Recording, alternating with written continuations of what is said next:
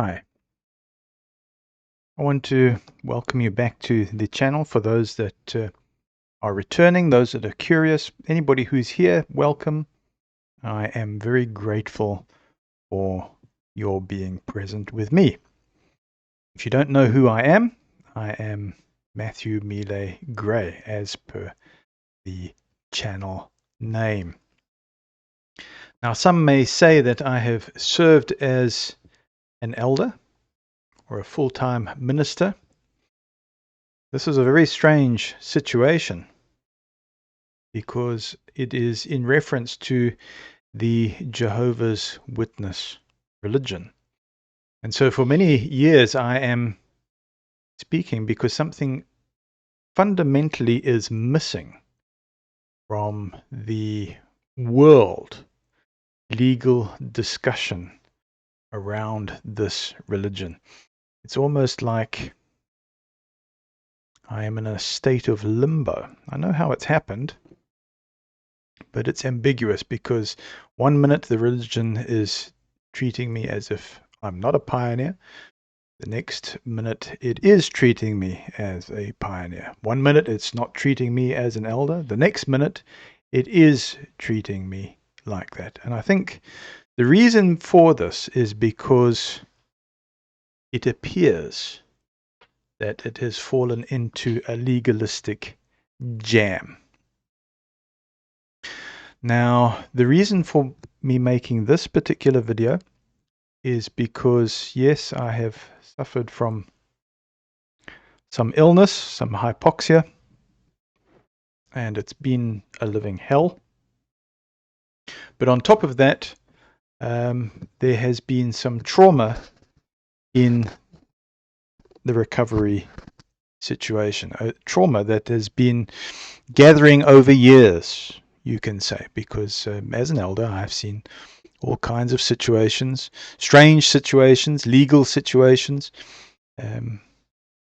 been called into all sorts of things that are both sacred and profane, because it's dealing with humans, it's dealing with people. And Jehovah's Witnesses are not that different from any other people. They just so happen to have a doctrine and a belief system that they have chosen to adhere to. So in my recovery, in my listening to doctors, good doctors, about how to recover, I have had to take a very proactive role in my own recovery from beginning to now. Some of it I'm getting right, some of it is still a lesson. It's still a work of learning. And of course, I have a lot to learn about a great deal of things because of how I had been compartmentalized or even marginalized, you can say, through the work that I was doing as a Jehovah's Witness. We can see that many countries, governments, law enforcement agencies are looking into Jehovah's Witnesses, not just Jehovah's Witnesses specifically, but high control religions or high control situations, not just religion, but you think about situations where perhaps a big business person causes people to commit all kinds of abuses to curry favor, to kind of enter into the club. And so this has drawn attention from people who just cannot stand for abuses. And so religion has come under a spotlight, higher control religion, Jehovah's Witnesses specifically, and especially with the matter of child abuse and reporting. It's come under a tremendous spotlight, not just recently, but for many, many years. I can think of this coming under a spotlight where I was aware of it since the early 1980s. I know about this because my own father was very concerned about abuses within the religion, and of course we were assured that that would never happen. There's so many safety nets in place that No, that can't happen. And besides, God being all-powerful, Jehovah God, from a Jehovah's Witness point of view, would never allow that to happen. His angels would come in, His Holy Spirit would come in. The good people that are in the religion would never, ever allow that to happen. And because I was part of good family, and we were always together, in fact, we didn't allow that to happen.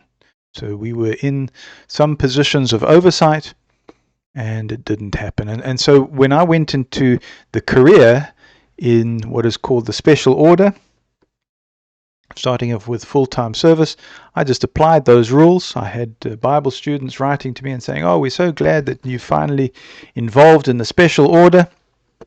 Just apply what attracted us to the religion. We'll make it simple for you. Just apply the same love, the same ethics that you were practicing here in your home congregation or with your own family, and that's all you have to do." So when I saw corruption or double binds or catch-22 situations, or persons evading who were in positions of authority who were looking like they had done bad things, or I was getting reports of, "No, this person is a bad element, Matt, a really bad element. You don't know how bad, and you don't know the network." I viewed that as just an irregularity. I looked at that as a Judas situation, or from a Jehovah's Witness point of view, Satan inserting his elements to undermine God's kingdom. So I rationalized it in that way, not realizing that when police were telling me, "Matt, you have no idea what you're involved in. Let's spell it out for you." I took the police as being harsh. I took them as, no, you're listening to the bad reports. You haven't got a balanced view of Jehovah's Witnesses. So I was defending Jehovah's Witnesses and kind of tongue-in-cheek going, "Well, thank you, detective, warrant officer, or detective, or commander, whoever's in charge. Thank you very much for telling me all of this. I know a lot more about Jehovah's Witnesses than you do." And of course, this is the arrogance trap. Or being blinded, not really seeing the evidence. And eventually the pattern is so great that it becomes overwhelmingly clear from my own experience. And maybe it's just unique to me. Maybe it's unique to the persons that I'm associating with. I can see that that's quite possible. But we have one tremendous situation to deal with, one complex situation. And so I've had various persons, even in my recovery, in like recovery groups, they don't trust me. And that's fine. It's fine to have healthy skepticism, very, very important. And especially if persons are recovering from abuse, it's very difficult.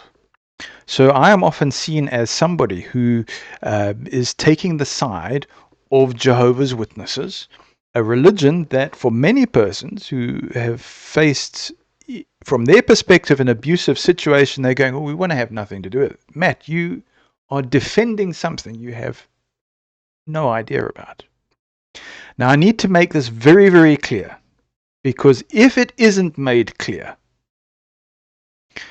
governments that and enforcement agencies that have good intentions are going to get railroaded.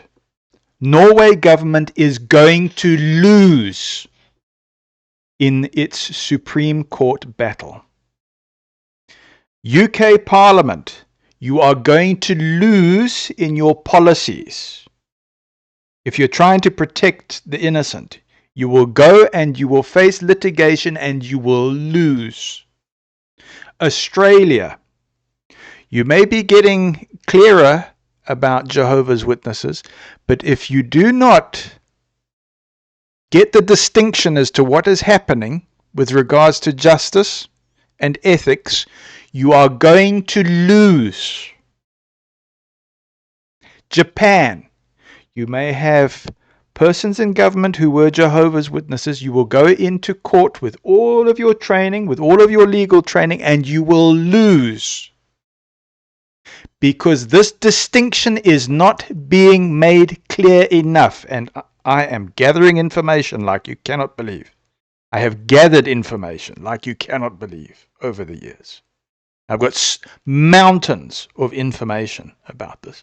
And I know that there is a network of persons who I say are far ahead of the learning curve when it comes to this. I've got a lot of information, but I know that there is a tremendous amount of information that goes far beyond what I have been able to do, because the complexity goes beyond one single person.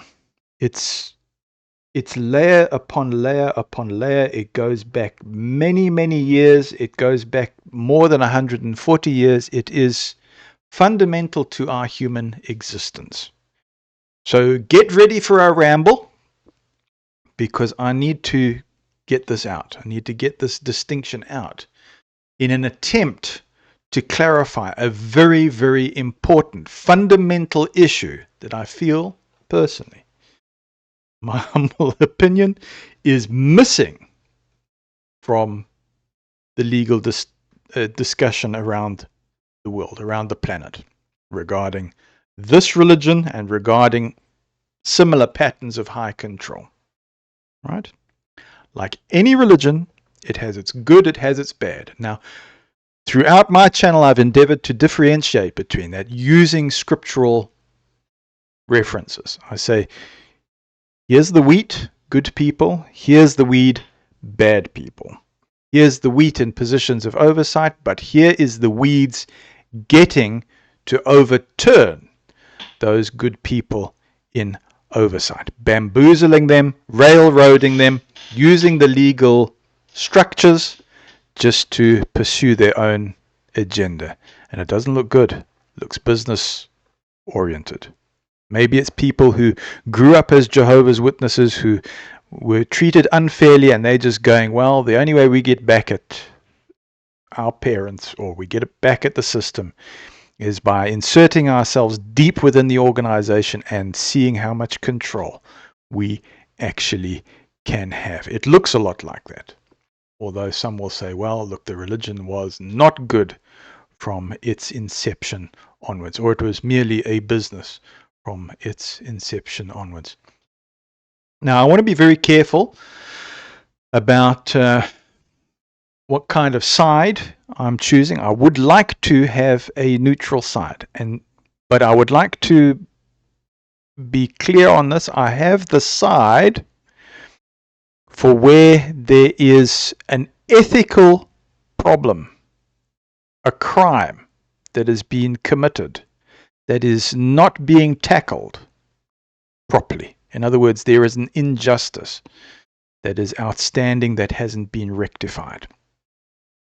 And from my perspective, I see, although it might not be as sensational as persons might like it, in other words, I haven't produced documents and I haven't put evidence all over the internet necessarily that's very, very clear about persons committing the crime, although I have incredible evidence. I am also very careful with how to present this. Sometimes I've thought, yeah, let me just flood the system with this information, but I believe that that might be counterproductive. I think that would be very, very dangerous to do that. It needs to be done carefully, because the persons that have committed crimes have a lot to lose, and they are powerful. Make no mistake. If Norway government, with its legal teams, can go into litigation and lose, what does this tell you about what they are up against? And Norway isn't the only one. Look at the Australian Royal Commission. I've looked over that again with new eyes. When I first looked at it, I could see there were problems. But looking at it again and again and again, I can see how well-informed lawyers, even handling things shrewdly, still were bamboozled in what occurred. I can see that they needed to have additional advisement, because it's almost like you need a supercomputer to deal with this level of injustice that needs to be corrected. So let's focus in on what the problem is. All right? Maybe you think I've been talking too much, rambling too much about framing this.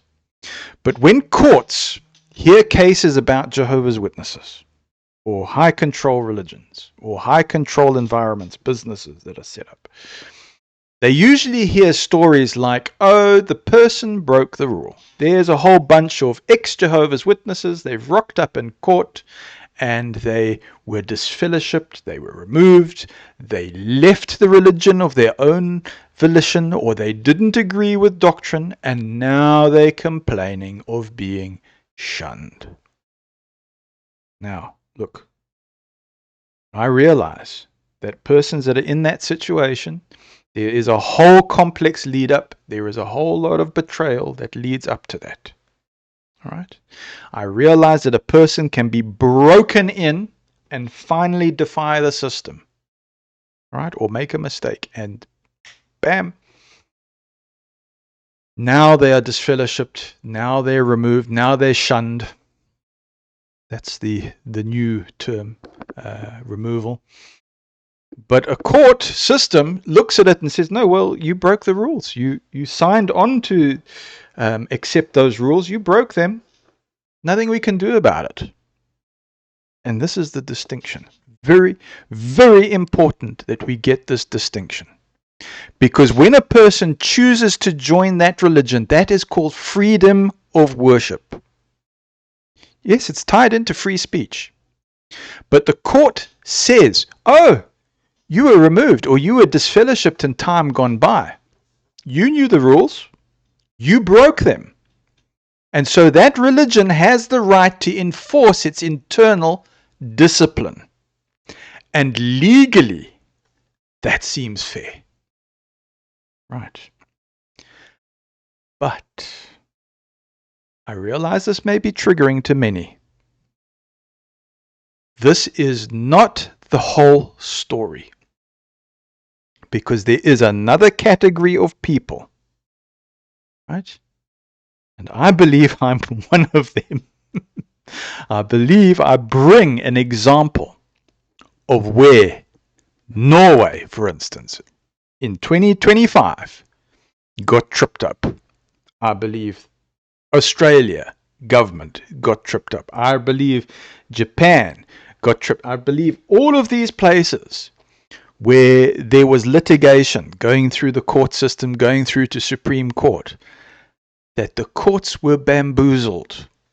Right. And I believe I fit that category, and I haven't necessarily heard the acknowledgement very, very clearly. Some have caught on to it. But if this doesn't go widespread, if this is not acknowledged by governments and authorities, I'm telling you now, you are going to lose in court. And the way to incentivize you is to say you are going to lose a lot of money. Because money is the modern way of representing time and energy that has been invested into this system. That's how it's measured. That's the modern measure. So governments, you are going to lose unless you understand and comprehend what I'm about to tell you. And I've had people getting hold of me and saying, Matt, you have to make this clear. It is imperative that you spread this word. So hence, here's my long form video that is having to be made. I believe, right or wrong, correct me if I'm wrong, challenge me, use essential critical thinking for this particular thing. But I believe that what is being missed in this litigation is there are ones who obey the governing body. Let me repeat this. Ones who obey the governing body, who follow the rules faithfully, step by step by step. Not a doctrinal matter, not a doctrinal dispute. I am talking about persons who are obedient to the religion, who say we want to join this religion, right or wrong. Belief in the Trinity, belief in the birthdays, belief in the no blood policy, belief in the morality side, the sexuality side. All of these things which make Jehovah's Witnesses distinct as a religion, because it's allowed to be a religion. That is what the law supports. The freedom of free speech. All right? The freedom to worship. When a person like myself follows the rules faithfully for years at great personal cost and continues to do so, but eventually is broken down, but at the point of their being removed have followed the rules faithfully at great personal cost, followed the organization's instructions, come under legal scrutiny. And it shows that a law is being contravened within that system. That actually the religion is saying, oh no, we're obedient. But that they themselves are disobeying. And when a person like myself brings it to the attention of the leadership, is ignored, is bamboozled, they get picky on some petty allegations, lie about it until eventually the person breaks down, or yes, they have a health crisis and they break down and it's too late. They've already done something like a removal because you were in some ill state. All right, and they've just capitalized because they're going, no, this is our chance to railroad this person while they're sick, down and out. They railroad the person, bully them even further to protect themselves against liability. Tell me this is just. Or do you think it unjust? This is what is the matter. When persons follow the governing body instructions, they see that, oh, here is an infraction, here is a crime, here is something that you wanted to uphold, but leadership is not upholding it. You have told me to bring it to your attention that they are not upholding that doctrine. They are not upholding that law. And all I'm doing is I'm bringing it to your attention. I'm not saying, oh, I'm going to grab it and try and correct it myself. I am saying to the leadership, you asked me to bring it to your attention. What do I do? You made me dependent on the system. I am asking you, what do I respectfully do? And you give me the instructions. You write to me the instructions, and I apply those instructions. And then you disavow that you've done it. But I've recorded it. I have got your instructions. And so now you attempt to cut off that congregation, or you tell the Lord, no, that's an independent congregation. No. At the time that you gave those instructions, you were very much connected. You still are connected to that congregation. You have defended that congregation. In fact, we have seen the correspondence all the way to the governing body level, from low down, the rank and file, all the way to the governing body level. Enough evidence. This is the problem. And many governments are failing to see that when a person has obediently followed the religion, the direction coming from its leadership and from its oversight, this is not dissent. And I look at it and I go, oh, well, I've had to embrace dissent. No, I mustn't fall into that trap. I mustn't fall into agreeing to that. Right. This is very, very important, because this is how people are bamboozled. This is how governments and lawyers are bamboozled. So when our loyalty exposes a contradiction, when it shows that leadership is turning on us for being obedient, not disobedient, for being obedient, when they say we are disloyal for being obedient, when they say, oh, somebody has left of their own accord, whereas no, it was coercive, where it was lies, where it was libel, where it was slander, where it was putting a person like myself into physical danger because they said we can reassign you to some terrible place, put you in danger, and my partner gets killed in that place, but I survive. And not just myself, many others come into harm's way. They pay the ultimate price. And it gets written off as, oh yes, it was an accident, or that was an accident. All right?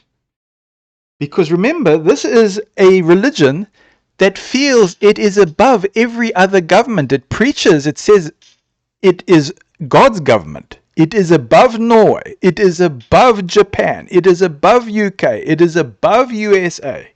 All governments. It is a sovereign entity with international ties. That is what the religion teaches. Daniel 2:44. Setting up a kingdom that will crush and put an end to all these kingdoms. And then tell you, when we say kingdoms, we say governments. So here I go again. All right, Matt, ranting, raving. Let's illustrate with what I hope is a simple analogy. Okay? Imagine a golf club with very strict rules. So you join voluntarily. You say, oh, I like this golf club. I am going to play by the rules. I will go onto these lawns. I will go onto these fairways. But when I see little fences and I see certain rules, I am going to adhere to those rules. Right? But then, imagine that the golf club commits a crime or incites people to commit a crime for them. Like they tell a person, go rob a bank. They're the mastermind. Now let's say it's caught using that illegal method, using illegal land or funds, or instructing some of its employees to commit crimes for them. Right? So rather than take that responsibility, the club expels members of the club who know too much. When those members speak up and say, hang on, I noticed a crime. Then the club says, no, we reserve the right as a club to expel a person for breaking the club rules. And that's why you are expelled. Or, no, you left of your own volition, of your own free will. They neglect to say that, oh, this person knew of a crime. That's why they left. Or we threatened them. We said, you are going to die unless you actually followed our rules. Now, I've been asked this by police. Were you threatened? Yes, I was threatened. I was told I am going to get killed unless I comply with the rules, the club's rules. But coming back to the golf club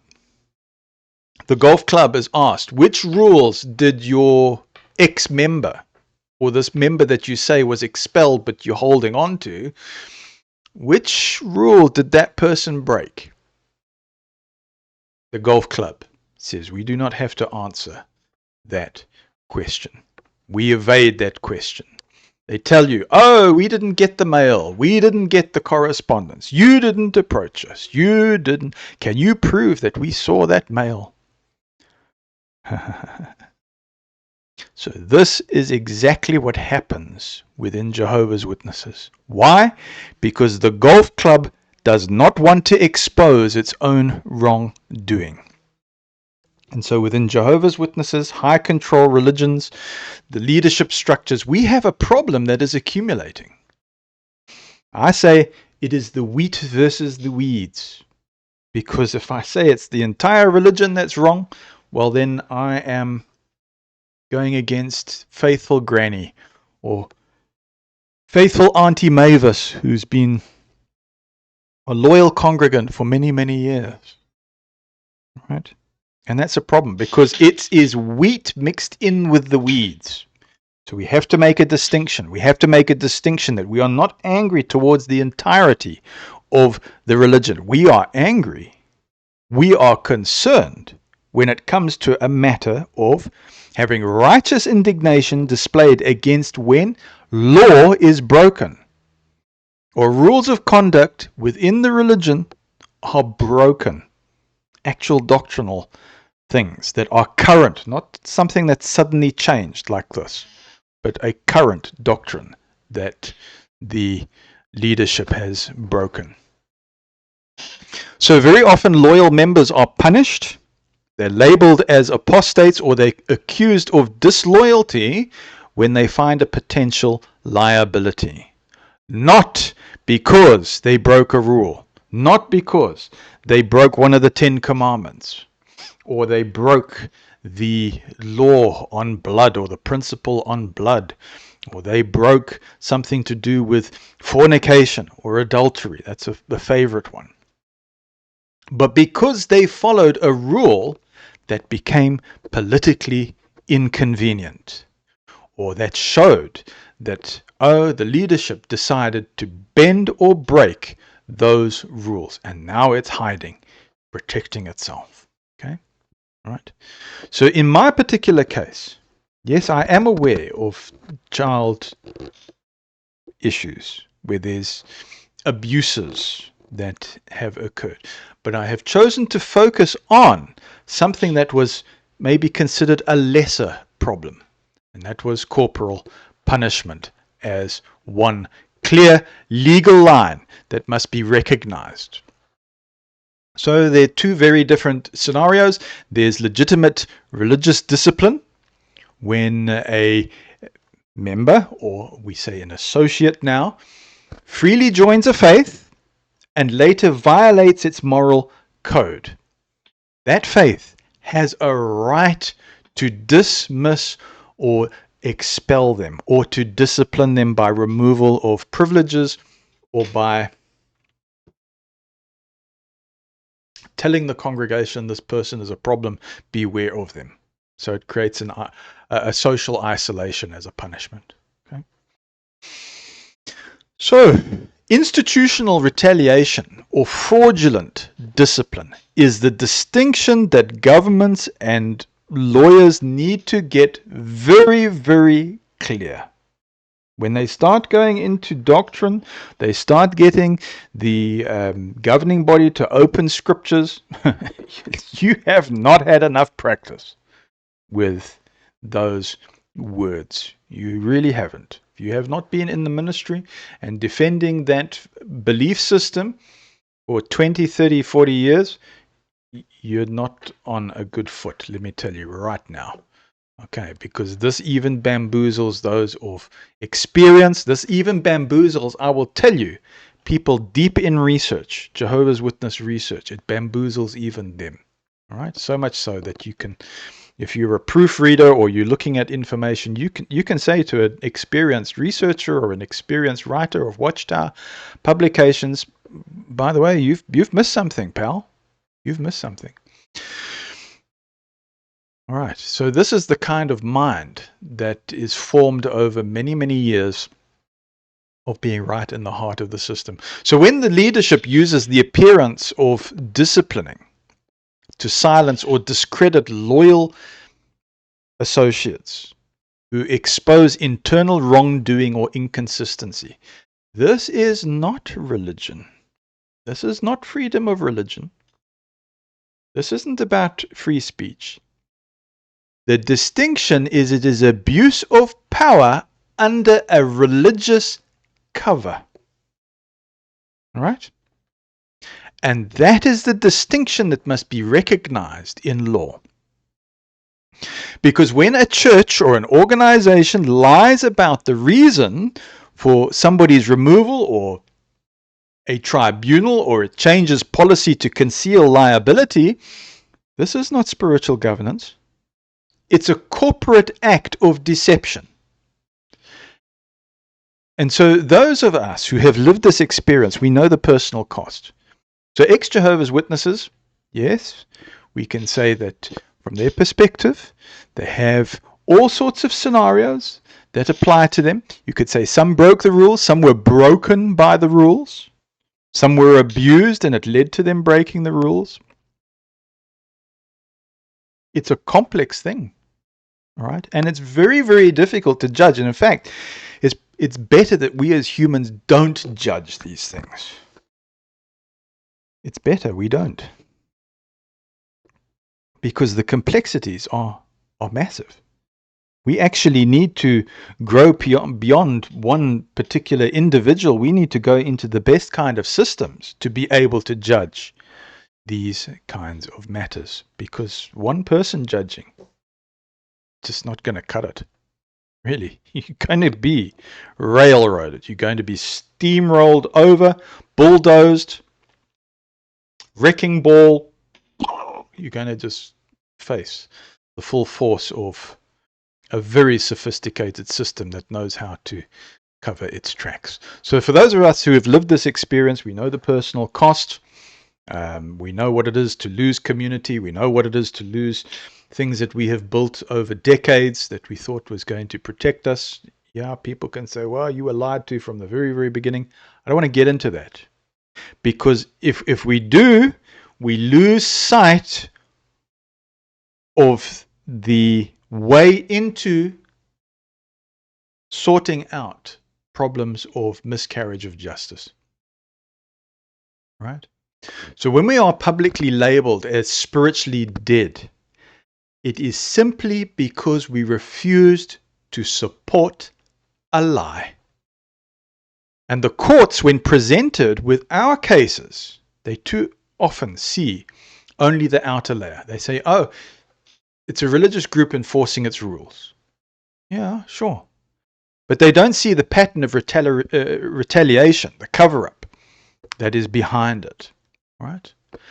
Many ex-Jehovah's Witnesses have faced an accumulation of abuses. I don't want to undermine that. It has been my experience that persons are often broken, they're abused, face trauma, and you hear the most horrendous stories. You hear the most horrendous things that have happened to people. And so to be able to try and heal people when this matter of miscarriage of justice is fundamental and not being dealt with, it is a disappointment. I can see persons who are looking at Norway and going, oh, we hope that Norway sorts this out. I hear people saying, oh, it's the Supreme Court. Guess what? Norway's going to lose. Don't even bother. Norway, just pack up and go home. Your government is not powerful enough. Japan, you are not powerful enough. Your government cannot stand in front of Watchtower. It's useless to even try, so don't bother. Australia, oh, are you trying to go against Watchtower? Forget it. Don't even bother. Tell your lawyers, go home, put on some television. Go to the beach. All right? So, I think we're getting the point. And I am laying it on thick. I'm laying it on as thick as possible so that this video is as memorable as can be. All right. So, yeah. Think unhinged, think lunatic, whatever. I've decided in my head I am going to lay this on as thickly as I possibly can. So here's the question. Was this person punished for violating doctrine? I can look at a case right now and present the details. No. This person agreed with the Trinity. This person agreed with the blood doctrine, right or wrong. This person agreed with everything that was current. They agreed with the governing body. Right? You know my story. So, was this person punished for violating doctrine? That's what needs to be looked at. Or the person is being punished for obeying doctrine too faithfully. And I had this happen with my instructor. He says, ooh, you showed yourself too proficient. Told me outright. He says, I can see this threatened leadership. This threatened the ones who are doing your reports. There's no way they would have let you through. Told me straight. So did the institution provide transparent cause? No. It sought to isolate. It sought to cut off witnesses. It sought to cut off evidence. Right? And we caught them red-handed changing files. Filed information. We caught them over and over again until elders just said we can't get involved in this anymore. Whoever is doing this is powerful, and we have to. They reverted to Jehovah's going to sort it out because it was overwhelming. So all of those things, no, Jehovah will sort it out, and they can see the file has been tampered with. All right. You're the case that's coming through. It's just lies, right? It's nonsense. So did the institution provide transparent cause? No. Did it conceal the rule or change after the fact? Yes. Not once, several times. We caught them over and over and over again. But every time we had the evidence, no, we don't admit it. No, we're shutting down the meeting. No, we're not talking about it. No, there's a more important matter. No, we've got to go home to our wives. No, we've got to go and drink alcohol now because we need to relax. It was all of this. All right. So was the act spiritual discipline or institutional retaliation disguised as spirituality? Was it a concealing of all the events and all the information? Right? Compartmentalization. So this is the distinction that we're already seeing that is defining whether we are protecting freedom of religion or enabling freedom of religion to commit abuse under religious privilege, under free speech. Even well-equipped police are struggling with this distinction, or they know Watchtower far too well. And again, it's the Watchtower that is connected with Jehovah's Witnesses. So here's the closing reflection. And again, if this is too long, I'm going to try and cut this up into pieces so it's easy to listen to, I hope. But to the courts of Norway, to Japan, to the United Kingdom, to Australia, to whatever government or to whatever well-meaning lawyers are getting together beyond Norway, beyond Japan, beyond Australia, whatever place is trying to seek justice, this issue will decide the future of religious accountability. Right? It has a chance for persons to now say, oh, we do have some confidence in government. That a government can actually perform justice. That it too is not part of the same cult system that many religions are adhering to get away with crime. To get away with injustice. People have had enough. Young people, the new generation, it just can't keep replicating over and over and over again. All right?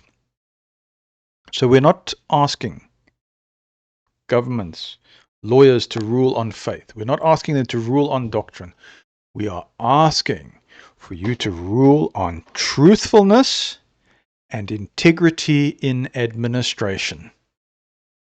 Religious freedom is sacred. Yes, no doubt. Free speech, sacred.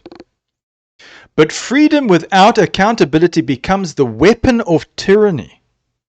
This is the issue we hear over and over and over again, and it is not being addressed. It is the time that law recognizes the difference between belief and betrayal. Norway is trying to do this with the weaponized psychology, the change in law, saying that this is psychological violence. Now, I've seen in my comments people saying, oh, did somebody step on your mind? Did somebody hurt you psychologically? We need to be very, very clear about what this is. This isn't just coming up to me and saying, oh, Matt, you're an idiot.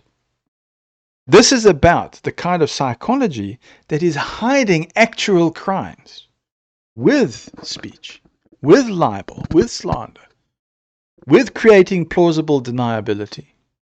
Right? So, yeah, it's been a hectic one, hasn't it? So thank you very much for visiting the channel.